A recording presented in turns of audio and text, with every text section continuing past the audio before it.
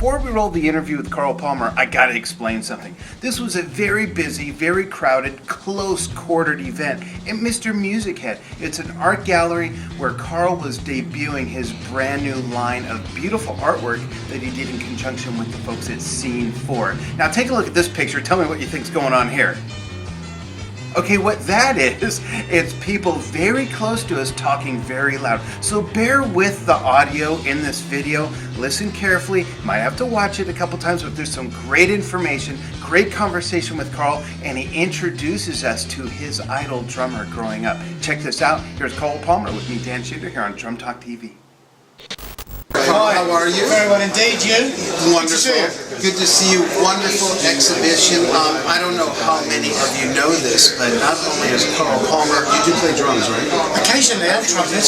Saxophone? And an amazing artist now in a whole different art form. And I love the presentation of how you described it. For those that aren't here, can you give just a short synopsis of this whole new innovative style of art? Absolutely. Basically, what we've got here all of the canvases are actually painted with light. And the light being LED drumsticks in a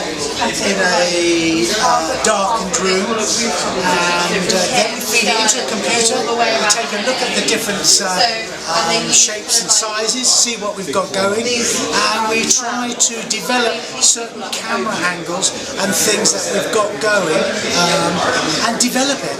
And we get shadows of light being thrown all around. Creates all these other layers. And suddenly you've got this deep 3D effect, and you've got these odd faces, and parts of my body do bleed through. It's hidden art, it's a new art form, it's something which hasn't been done before, and I think it's here to stay, and thank God we've got technology and LED drumsticks. Right, and I want to mention as we drop in some of these images that we want to see, a couple of things. One is, did you happen to record any of the music audibly while you did this to possibly put out a CD or DVD of what you're playing during the time these images were captured? Or is that something you might do in the future? No, I mean, I might I might actually use the drumsticks on stage, the LED sticks, and project behind. I might do that. But what I would do, once we've got sort of 10 camera angles sorted out, the guy holds 2 cameras, moves around the drum set, we get 3 positions that really work. Right. Now these positions that really work are workable positions, which means we're going to get some bar.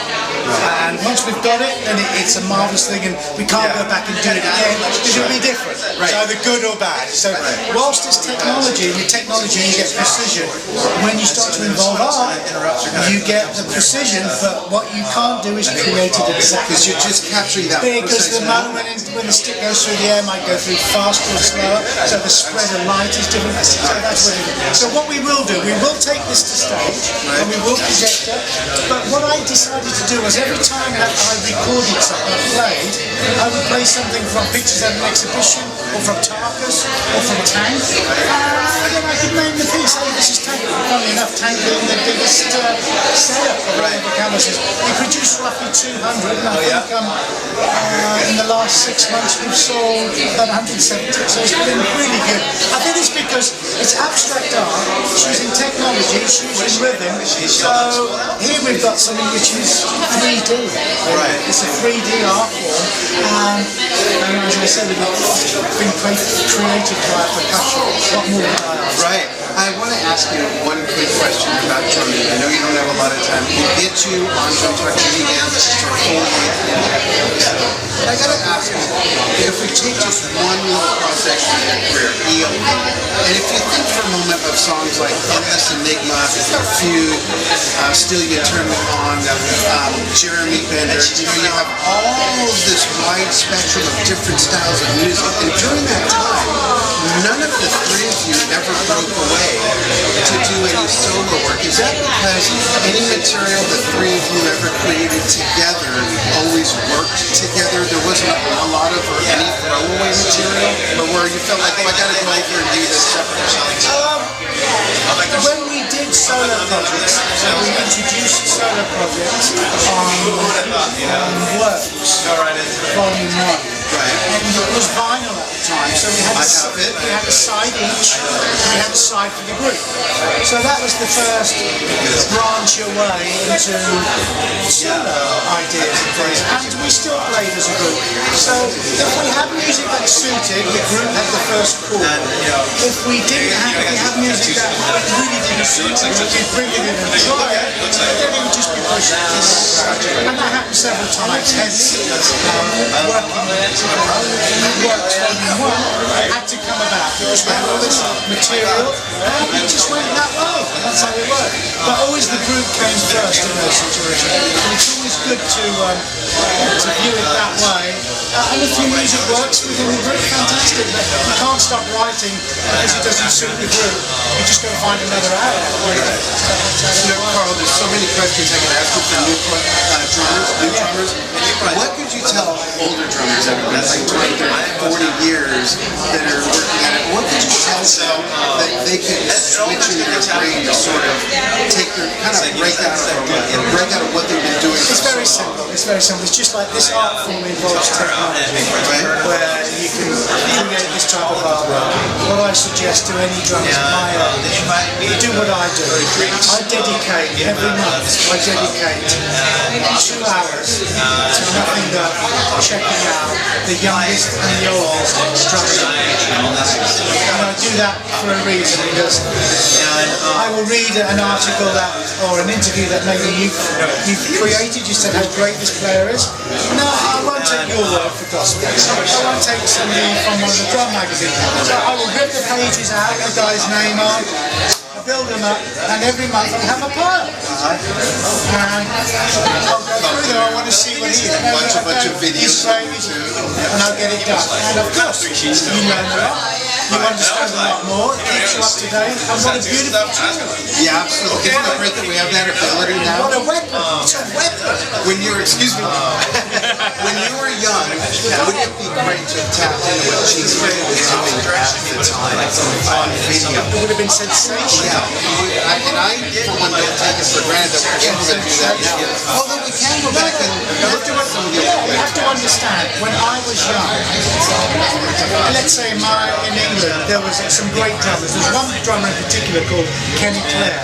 I tried to get lessons from Kenny Clare, and I knew this guy very well. And you guys should YouTube him because he's fantastic.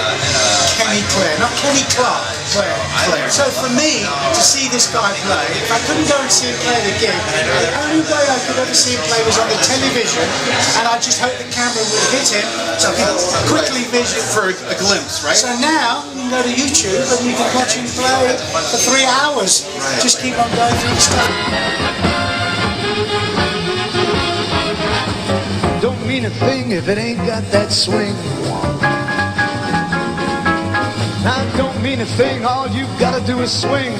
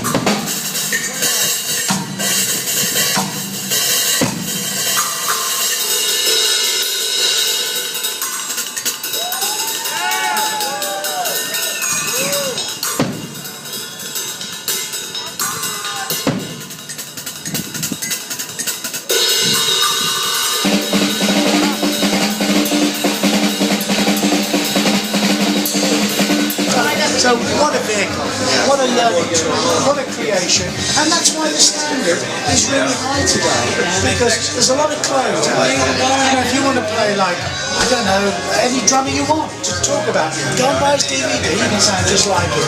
Now that's great, that is really good. But you know something? When you had to do what I had to do, and you couldn't really see it all in one go, and you had to take snippets, you ended up having to work things out for yourself. And you're putting your own tools And when in you the did, you stole it, but you actually made it your own. Right. And that was the difference between then and now. When they steal it, it's exact. When I stole it, it was slightly different because I wasn't sure. And you had different elements you stole and So borrowed and put I made it together my that own. became yours. So it's different, and I'm not knocking either. Either way is Right. fantastic. But that's the line, and that's what we all have to understand. His playing is his own. His new art form is simply his own. Watch for Carl Palmer and another Drum Tucking episode. We'll talk really in depth about drumming, career, music, production. Can't wait. See you all soon. Absolutely. Carl, thank you so much for joining us. Really appreciate it. Thank you all for watching. Take care.